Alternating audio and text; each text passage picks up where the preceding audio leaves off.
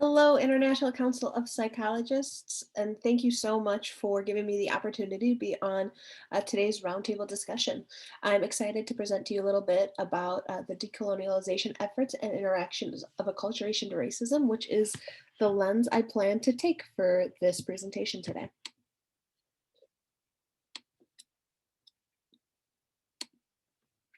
So really quickly, I just wanted to give a little context on my background. I completed my master's in clinical psychology from Roosevelt and then my doctorate in clinical psych at the Illinois School of Professional Psychology at Argosy with graduation date next year. Started at Argosy and then transitioned to National Louis University. And I was really excited about this roundtable, specifically because I'm just now completing my dissertation titled, "If You Don't Live by the Sea, You Won't Talk About Sailing, an interpretive phenomenological approach of the Polish immigrant experience in Chicago and the acculturation of racial beliefs." My dissertation chair was Dr. Sandra Zakowski, and my dissertation readers were Dr. Leah Horvath and Bradley Olson. My perspective on decolonialization of psychology and our role in it. I really loved this question when I first read it, and I spent some time chewing on what my perspective truly was because I wanted to take ownership and be aware of the fact that I am a white cisgender female putting my perspective on a very important and necessary topic. And so the most succinct way I could explain my perspective on this is that I fundamentally believe that a crucial role or a crucial part of our identity as psychologists is social justice. I believe that we have an incredibly unique relationship, not only with our clients, that's built on trust, that's built on sharing and exploring and understanding, but also we've built so much theoretical skill and knowledge that we can share that with one another.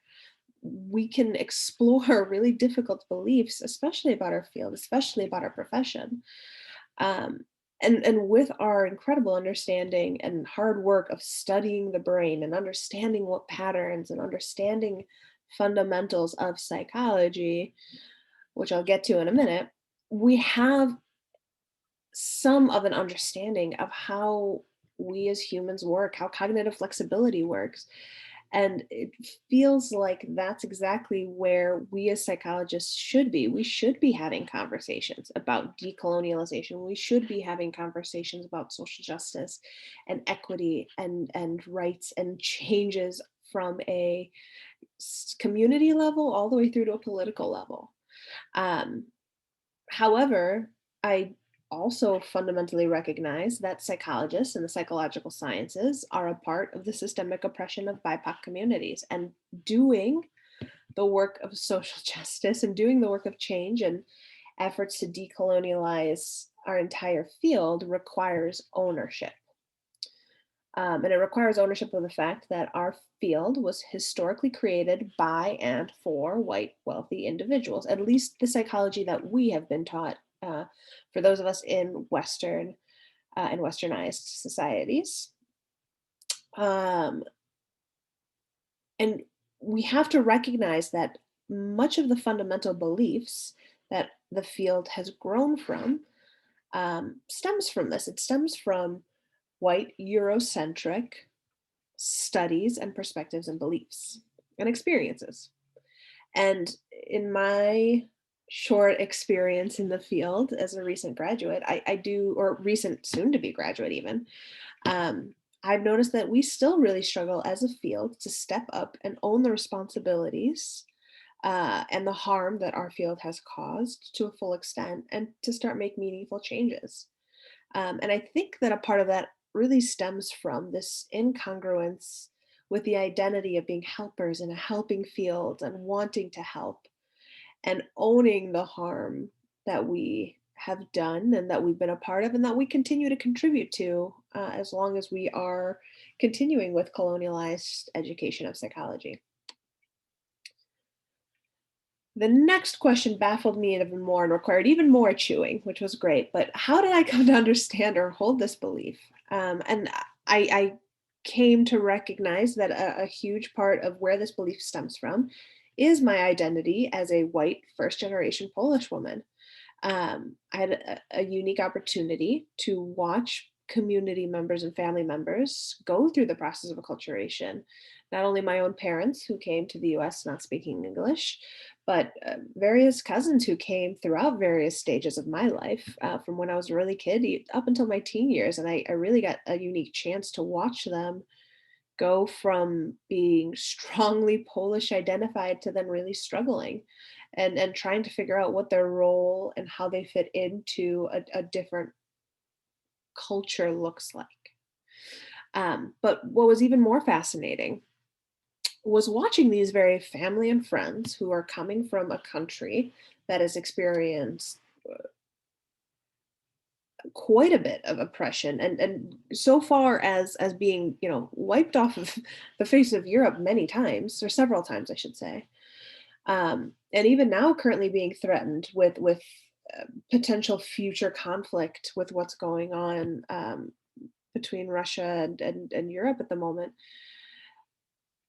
One would think that individuals who've come from such a history of uh, being looked down upon or oppressed in many ways would be able to step into the culture of the United States and recognize when they see this sort of impression. But what I really actually saw was that a lot of people who immigrated from Poland really stepped into the role of oppressor, really owned that and seemed to grow and begin to adopt beliefs that were never there before they moved here because of the fact that they come from uh, a white, predominantly white and only white country, and one of the few countries who are still only predominantly white, to a country that is considered exceptionally diverse.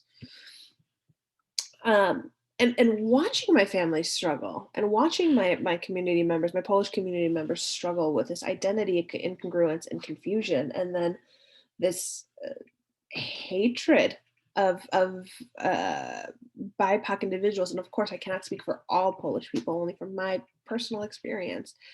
But it really made me question, how on earth could this be happening when these adults are coming here and adopting and believing things from the United States culture that they weren't exposed to until much later in life. Um, Adding to that were also my experiences as a graduate student. I wanted to attend school because I'd always been interested in understanding specifically, how on earth does racism happen? How is this such a long-standing, ongoing, difficult to challenge issue? And I wanted to understand that within the context of my own past and my experiences, my beliefs, and those of my family. And I was so surprised to experience going into the education that I did, that despite being in a profession that identifies so strongly with empathy, compassion, exploration, curiosity, acceptance, there was a lot of struggle in a lot of classes with conversations related to diversity. And a lot of avoidance of conversations related to race, which only set me back further when I stepped into my very first therapy session as a clinician, unprepared and unable to help BIPOC community members, and watching as many of them did not feel comfortable staying with me, many of who did not want to spend the time, or nor should they, teaching me how to help them. I really internalized this belief of the best approach rather than the best for the client within the multicultural context and lens approach. And then, as I mentioned, my research only further solidified these beliefs because my research showed that racial beliefs uphold and are part of our understanding of racism, and that racial beliefs are not something that we're born with, of course, but rather they're based on our experience. And it's a really unique combination of our position within the political, social, economic, and cultural world around us, our level of education, our stance within our racial identity development, and where we land in the cycles or scales of oppression.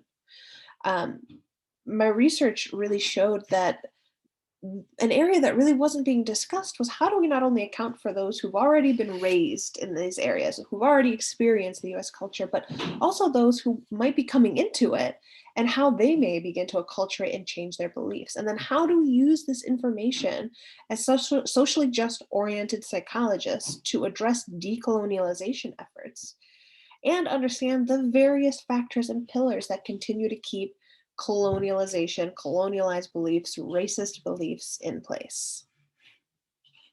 And so the hope with my research really has been that with enough understanding of the pillars that uphold colonialization and oppression, we can begin to take down the structures and truly make way for decolonialization and decolonialized education, not only in our field, but also in the communities we serve. And so thank you. I really look forward to today's conversation, and I'm very excited to hear from our other presenters. Thank you.